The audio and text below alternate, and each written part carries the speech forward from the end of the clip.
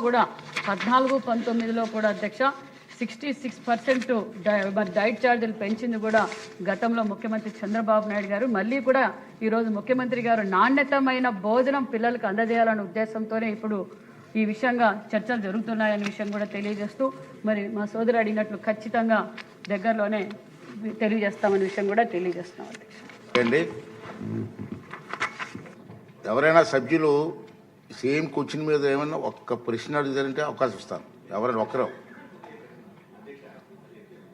నువ్వు అన్నిటికీ రెడీ అయిపోతారు.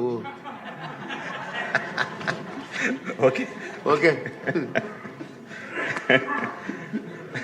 ధన్యవాదాలు అధ్యక్ష. అధ్యక్ష, మనకు 993 హాస్టల్లో 85,000 మంది విద్యార్థులు ఉన్నారు. రెసిడెన్షియల్ స్కూల్లో 40,000 మంది విద్యార్థులు ఉన్నారు అధ్యక్ష. స్ట్రైట్ ప్రశ్న అధ్యక్ష.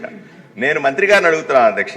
జగన్మోహన్ రెడ్డి గారి ప్రభుత్వంలో సుమారుగా 6 నెలల పాటు ఈ డైట్ ఛార్జీలు లేదా కనీసపు వార్డర్లకు ఇవ్వాల్సిన డబ్బులు ఇవ్వకుండా ఆపింది నిజమేనా? మన ప్రభుత్వం వచ్చి కూటమి ప్రభుత్వం ఏర్పడిన తర్వాత సుమారుగా 110 కోట్ల రూపాయలు ఒక్కసారిగా ఇచ్చి ఆ బకాయిలు తీర్చిన మాట వాస్తవమేనా?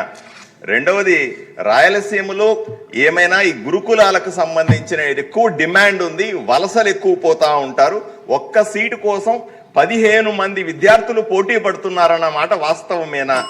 ఈ విషయాన్ని ఎందుకంటే మనం వచ్చిన తర్వాత చేసినటువంటి రిపేర్లైనా ఇన్వర్టర్లు పెట్టాం, దోమతేర్లు పెట్టాం, మంచినీళ్లు పెట్టాం, సన్నబియ్యం ఇచ్చాం.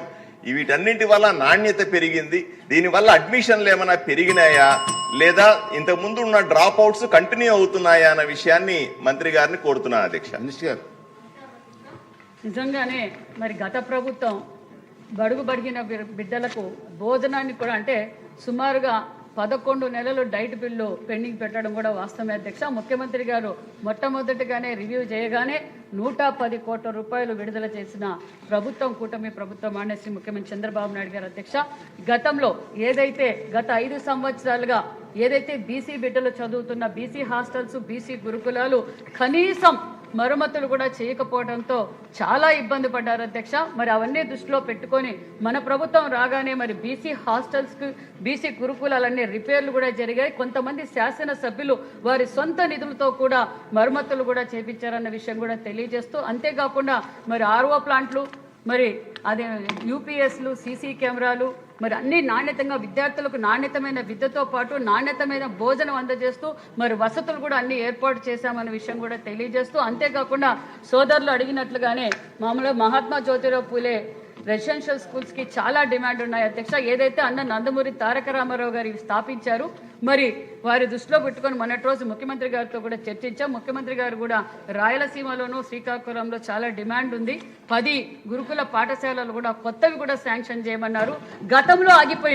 గతంలో ఏదైతే 14-19లో ఆగిపోయిన గురుకుల పాఠశాలలు కూడా 80 కోట్ల రూపాయలు మరి నిధులు కూడా కేటాయించడం జరిగింది. అంతేకాకుండా పాత గురుకుల పాఠశాలల బిల్డింగుల కోసం కూడా ముఖ్యమంత్రి గారు 800 కోట్ల రూపాయలు కూడా శాంక్షన్ చేయడం కూడా జరిగింది. అంతేకాకుండా పిల్లలకు నాణ్యతమైన భోజనం కోసం ఏదైతే మన విద్యాశాఖ మంత్రి గారు రాష్ట్ర వ్యాప్తంగా పిల్లలందరికీ సూపర్ ఫైన్ రైస్ అందజేస్తున్నారో అందులో కూడా మరి చాలా మా గురుకుల పాఠశాలలోనూ హాస్టల్స్లో కూడా సూపర్ ఫైన్ రైస్ అందజేయటం, మరి విద్యార్థులకు పర్సెంటేజ్ కూడా బాగా పెరిగింది. మరింతగా ఈ సంవత్సరం మరింత పర్సెంటేజ్ పెంచడానికి కూడా మేము ప్రయత్నం చేస్తున్నాం, తగు జాగ్రత్తలు తీసుకుంటున్నాం అన్న విషయం కూడా మీకు తెలియజేస్తున్నాం అధ్యక్ష.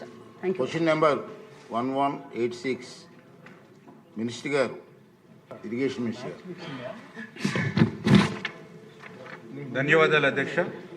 మొదటి ప్రశ్నకు సమాధానం, ఈ యొక్క తిరుపతి, తిరుమలకు 3 ప్రధాన వనరుల ద్వారా నీటి సరఫరా జరుగుతోంది. 1 KP canal, SSG canal, 2 Kalyani dam, 3 తిరుమలలో ఉన్నటువంటి డ్యాములు.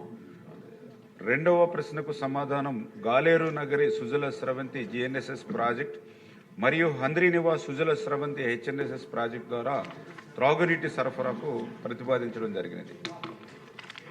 అదేవిధంగా మూడవ ప్రశ్నకు సమాధానం, జిఎన్ఎస్ఎస్ ఫేజ్ 2 ప్రాజెక్టు ద్వారా మరియు హెచ్ఎన్ఎస్ఎస్ వ్యవస్థలోని నీవా బ్రాంచ్ కెనాల్ ద్వారా నీటి సరఫరా చేయడానికి ప్రతిపాదనలు ఉన్నవి అధ్యక్ష. శ్రీనివాసులు గారు.